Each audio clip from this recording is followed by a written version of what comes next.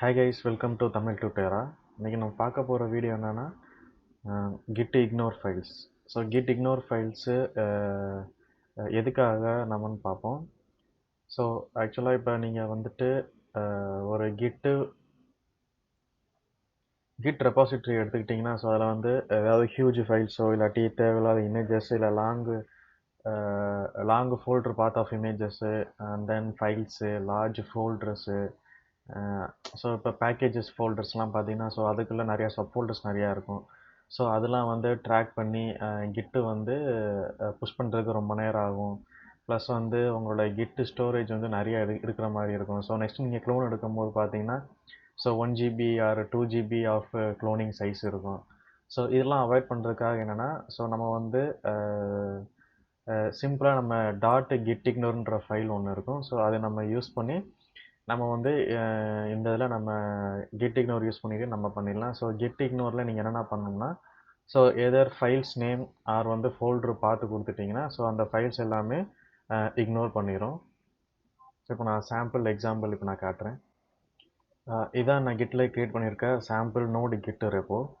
So இப்போ நான் இது வந்துட்டு இதில் ஃபைல்ஸ் எதுவுமே இல்லை. இப்போ நான் node simple application sample application இப்போ நான் க்ரியேட் பண்ணுறேன். ஸோ இப்போ இதில் வந்துட்டு டெஸ்க்டாப்பில் நான் பவர் ஷெல் ஓப்பன் பண்ணிவிட்டு இப்போ நான் கிட்டு க்ளோன் எடுக்கிறேன்.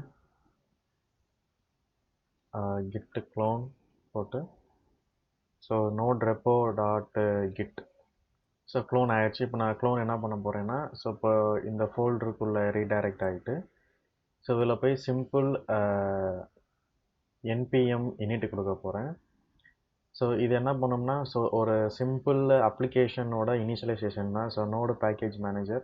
ஸோ இந்த நோடு பேக்கேஜ் மேனேஜர் மாதிரி யூஸ் பண்ணி நம்ம என்ன பண்ணலாம்னா ஸோ நோடு சிம்பிள் அப்ளிகேஷன் நம்ம க்ரியேட் பண்ணலாம் வித் சிம்பிள் கான்ஃபிகரேஷனோட.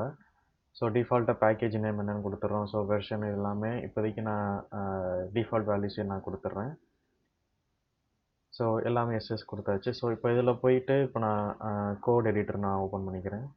இப்போ கோட் எடிட்டரில் பேக்கேஜ் .json இருக்கும். ஸோ இப்போ நான் அங்கே சேவ் பண்ண எல்லா கான்ஃபிகரேஷன்ஸும் ஸோ இந்த இதில் தான் இருக்கும். பேக்கேஜ் .jsonல தான் இருக்கும்.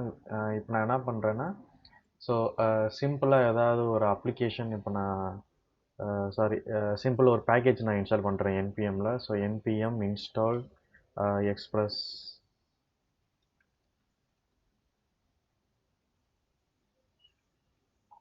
ஸோ இது இன்ஸ்டால் ஆகட்டும். ஸோ மீன்வேல் வந்து நான் இங்கே index.json இப்போ நான் க்ரியேட் பண்ணிக்கிறேன். index.js இப்போ நான் சிம்பிளாக index.jsல console.log கொடுத்துக்கிறேன்.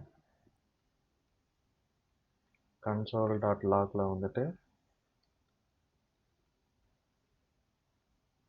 hi node sample repo.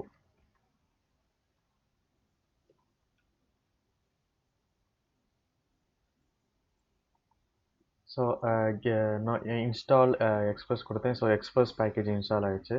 So இப்போ npm install mongodb கொடுக்குறேன் சாம்பிளுக்கு.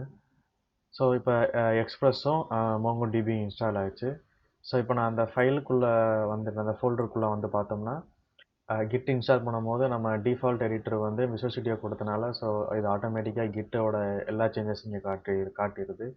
ஸோ இதில் என்னென்ன சேஞ்சஸ் காட்டுது பார்த்தீங்கன்னா ஸோ நோடு மாடல்ஸ்ன்ற ஃபோல்டரில் தான் வந்துட்டு எல்லா பேக்கேஜ் இன்ஸ்டால் ஆகும் நோடில். ஸோ இதில் வந்து பார்த்தீங்கன்னா ஸோ எக்கச்சக்கமான ஃபைல்ஸ் ஃபோல்டர்ஸ் அண்ட் எல்லாமே உள்ளே இருக்கும். ஸோ இவ்வளோ ஃபைல்ஸ் நம்மளுக்கு தேவையில்லை. ஸோ எப்போவுமே நம்ம npm இன்ஸ்டால்னு கொடுத்தாலே அந்த பேக்கேஜ் .jsonல உள்ள இந்த பேக்கேஜஸ் எல்லாமே இன்ஸ்டால் ஆயிரும். ஸோ இந்த டிபெண்டன்சிஸ் எல்லாமே இன்ஸ்டால் ஆயிரும். ஸோ அதுக்காக நம்ம என்ன பண்ணுறோம்னா ஸோ இந்த கிட்டு இக்னோர்ன்ற ஃபைலை நம்ம இங்கே பேரண்ட் டைரக்டரியில் இப்போ நான் க்ரியேட் பண்ண போகிறேன். So .git ignore. ஸோ இப்போ .git ignoreல இப்போ என்ன பண்ண போகிறேன்னா இந்த நோடு மாடியூல்ஸ் ஃபோல்டரில் வந்து நான் எக்ஸப்ஷனில் போட போகிறேன். ஸோ எக்ஸப்ஷன் மாதிரி போட்டேன்னா ஸோ நோடு மாடியூல்ஸ் ஸ்லாஷ் கொடுத்து இப்போ நான் சேவ் பண்ணிட்டேன்னா ஸோ இப்போ இங்கே பாருங்கள் 625 வந்து பெண்டிங் ஸ்டேட்டஸ் காட்டுது.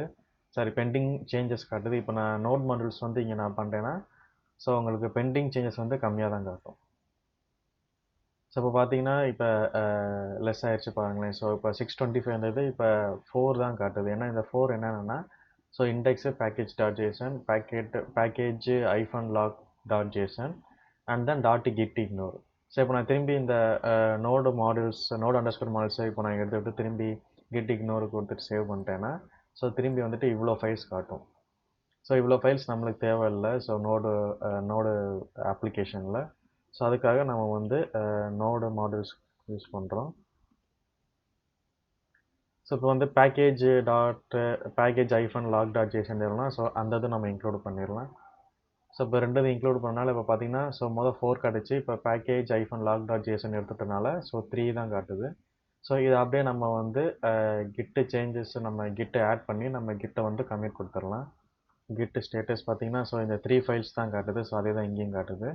ஸோ இப்போ நான் வந்து கிட்டு ஆடு கொடுத்தேன்னா இந்த 3 ஃபைல்ஸும் ஸ்டேஜ் ஆயிரும். ஸோ இது என்ன எரர்னா ஸோ கிட்டு கான்ஃபிக் வந்து நான் அந்த ஆட்டோ சிஆர்எல்எஃப் நான் கொடுக்கல. So git config global core dot CRLF true. Okay. So இப்போ வந்து இந்த எரர் காரணம் வந்து நான் செட் பண்ணாமல் இருந்தனால அப்படி இருக்கு. ஏன்னா இந்த டேரக்டரிக்கு இந்த ரெப்போக்கு வந்து நான் செட் பண்ணல இந்த குளோபல் சிஆர்எல்எஃப். ஸோ இப்போ அது செட் ஆயிடுச்சு. ஸோ இப்போ வந்து ஸ்டேஜ் ஆயிடுச்சு. இப்போ நான் கிட்டு ஸ்டேட்டஸ் கொடுக்குறேன்.